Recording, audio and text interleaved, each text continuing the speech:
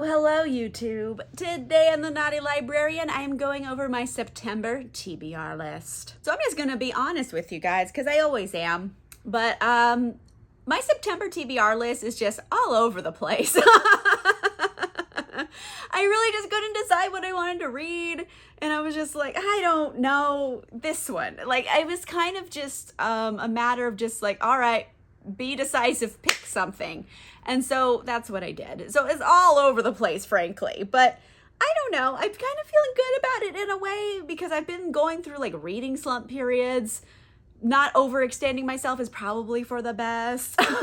So this is what's on deck for September as of right now. Let's start out with my patron book club pick for September, and that is Small Angels by Lauren Owen.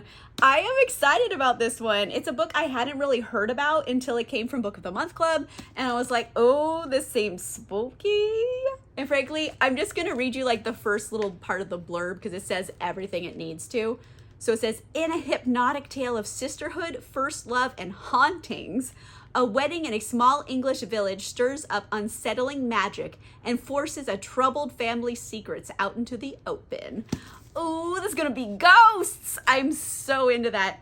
I think it's like ghosts at a wedding, and I love that. I don't know if all of them are gonna be like real ghosts or metaphorical ghosts of our past, one of those. But I'm thinking there's ghosts in this, and I love a good ghosty book. So this is going to be my patron exclusive book club pick for September. I am very excited to read this with you guys. It's going to be a fun, spooky month. We're getting fully into spooky season with this. Love it. Next up, let's talk drunk classics for a hot second. I am yet again going to be continuing on with the Vampire Chronicles series from Anne Rice with Memnoch the Devil, which is book 5 of the Vampire Chronicles series. And I don't really know what this is about, but I know it's going to get trippy and weird. Just in the last book, Tale the Body Thief, by the way, Drunk Classics video for that is coming very shortly. They do kind of get into a lot of like theological debates in there. And I'm pretty sure this one is just going to be taking that like thread and running with it. Lestat's getting himself into trouble. He's with his vampire buddies doing stuff. Like the blurbs on here are famously just not very interesting and don't tell you much about what's going on in here. But I think it's like this demon comes to Lestat and goes, hey, what's up? I'm the devil. You want to work with me? And he's like, I don't know. And he's like, cool, let me show you some stuff. And then Lestat goes on a cocaine fever dream with the devil. I don't really know. I feel like this one is probably going to be like the weirdest one I've read so far. But I'm excited. Why not? Again, we're starting off spooky season. We're starting it off right with some creepy ass books. Really excited to read this for Drunk Classics. To continue on with my brand new series, High Shakespeare, I'm going to be reading As You Like It by William Shakespeare. This is just my chonker. This is the complete works of William Shakespeare, but it's so pretty, and I have it in here, so I'm going to read As You Like It. I really actually don't know what it's about. I know it's a comedy, it's a rom-com, and I'm going to smoke an immense amount of marijuana and read it. I'm kind of having fun with the whole idea of High Shakespeare, so I'm excited to try it again. I did try it with Midsummer Night's Dream, and it was a blast. I had a wonderful time. Went on a journey. 10 out of 10 would recommend. So I'm excited to try it out again. Let's do As You Like It. My patrons picked this one. I let them decide which one I'm going to be reading. So episode 2 of High Shakespeare coming at you, also in September. I also got a whole bunch of romances because, like, really, have you met me? Of course, there's going to be a lot of romances on my list. So I have 2 historical romances, and the first one I'm going to be reading is The Duke Heist by Erica Ridley. This is the first book of the Winchester series. Mind you, I have already read books 2 and 3 of the Winchester series, but I haven't read book 1 yet, and I really want to read it. I'm very much enjoying this series so much. It's like elaborate heists and capers and zaniness and rom-com goodness, and occasionally spicy. It's kind of like giving me the same sense of humor that I find in Tessa Dare books. I mean, no one else is Tessa Dare. Like, let's be real. Tessa Dare is one of a kind. But Erica Ridley, in this series in particular, is giving me a lot of those zany vibes that I got in like a lot of like the Spindle Cove series, for example, or even this Girl Meets Duke series. A lot of the zaniness, the capers, the interesting like road trips and stuff.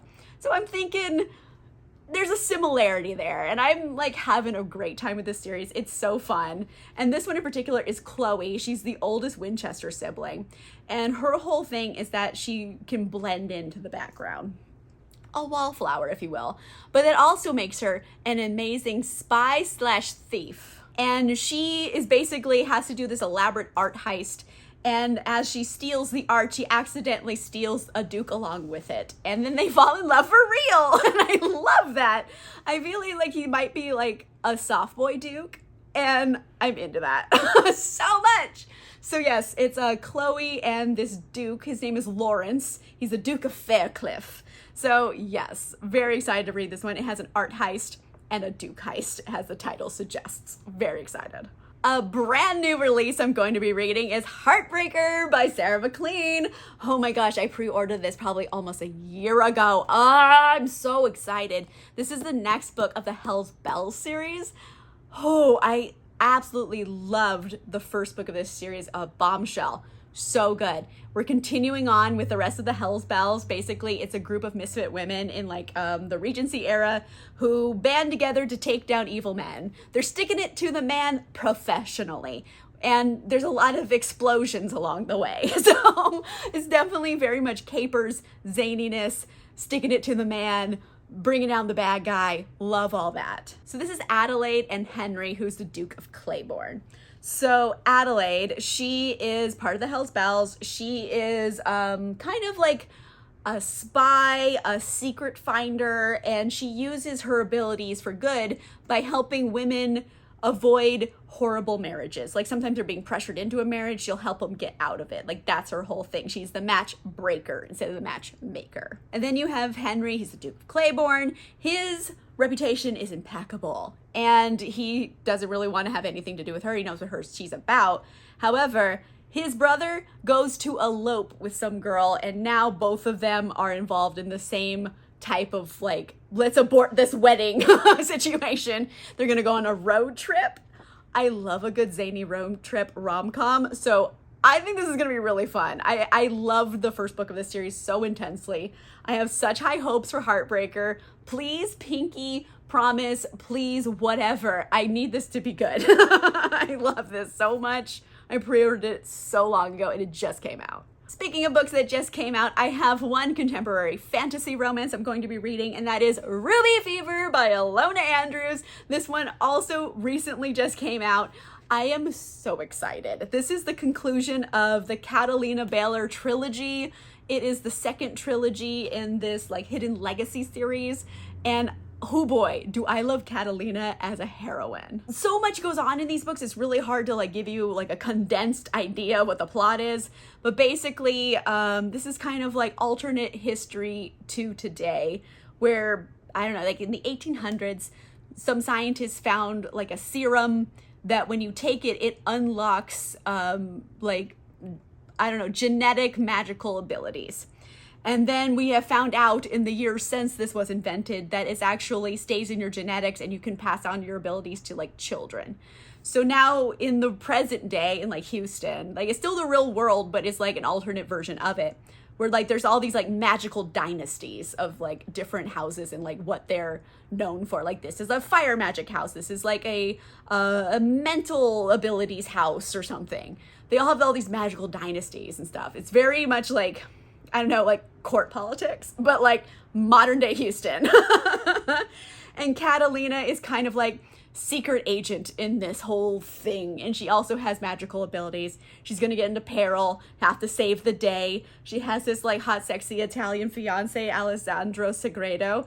And like, they're going to do stuff and they're going to have to like fight for their romance. And I'm like way into it. I love this series intensely. I am so excited I have this right now. It just finally came out. I'm so happy. And all the rest of the books I have right here are all like kind of YA fantasies. I'm just gonna do a whole bunch of them. Why not? First things first, I got a copy of The Princess Will Save You by Sarah Henning. And this was so kindly sent to me by Tor Books. And I am so excited to read this. This is a gender-bent princess bride. what? Tell me no more, take my money. Like, I want to read this so much. So instead of, you know, the stable boy going to search for the princess and save her, it's kind of the opposite. The princess is getting forced into this marriage she doesn't want.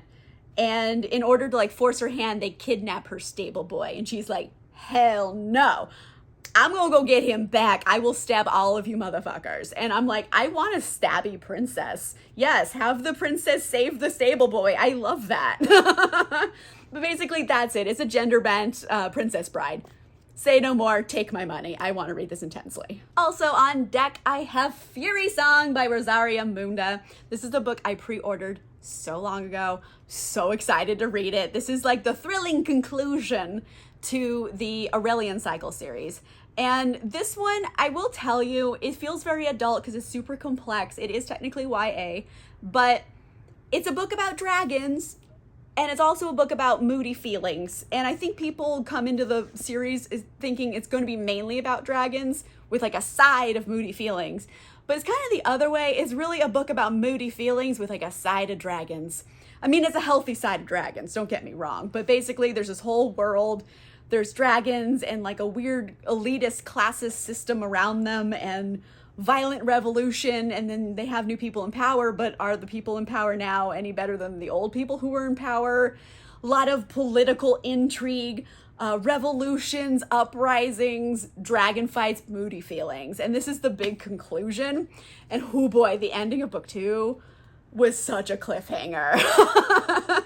But it's a series I really love. Some of the writing in here is gorgeous. The characters are wonderfully complex. It's technically YA, but I feel like it kind of reads for an adult audience. It's just being marketed to a YA audience. Not that younger readers couldn't enjoy it as well. I just feel like a lot of the themes in here are very adult. But love this series so much, and this is the finale. So excited to read it. I'm also going to read Violet Made of Thorns by Gina Chen. And this is the arc of it. I happened to get it at Y'all West. And I was like, all right, I think this just came out recently, like in July. So just not too long ago. And I was like, let's do this. Let's try this out. It seems like really dark and kind of spooky. And like, I don't know, it kind of gives me like Grishaverse vibes a little bit. So we're mainly following this girl, Violet. She's a little bit of like a con woman. But basically, she is like the court prophesizer. So she makes up prophecies. I'm using the word makes up because like, maybe there's a dash of truth in it, but she really like elaborates. Like this is how she makes her money. So a bit of a liar here. And she makes up all these prophecies and stuff. And then there's like an enemies to lovers prince situation here. And she basically has to save her own life through her wits alone. And a lot of court intrigue, maybe a feisty, maybe unlikable lead character that I'm gonna love because she's very morally gray. And I don't know, it just has a lot of potential to be really good. So I'm excited to try this one out, at least, at the very least, but yeah, who knows? I don't know. It has like good vibes. It gives me like Grishaverse vibes. I'm very into it. All right, so that was like my tiny TBR for September. Not as many things on it as usual, but that's on purpose because I've been having so many reading slumps lately where I just like, I cannot be bothered to read. So I figured, you know what? Like, let's put smaller books in. Let's put books I genuinely want to read. Make it more obtainable goals. So yes, it's all over the place, so many random things, but like I'm excited for all of it. Plus Drunk Classics, High Shakespeare, Patron Book Club, all the hits are here. Let me know in the comments down below. I don't know, have you been going through reading slumps lately? Because like I have been having summer reading slumps all over the place. Let me know if I'm not the only one. Let me know in the comments down below. If you like this video, make sure you give it a like. And if you want to see more videos, make sure you subscribe. And if you want cool exclusive content, including a book club, you can consider becoming a channel member or a patron. The links for those are in the description down below. And on that note, I will see you guys soon. Bye!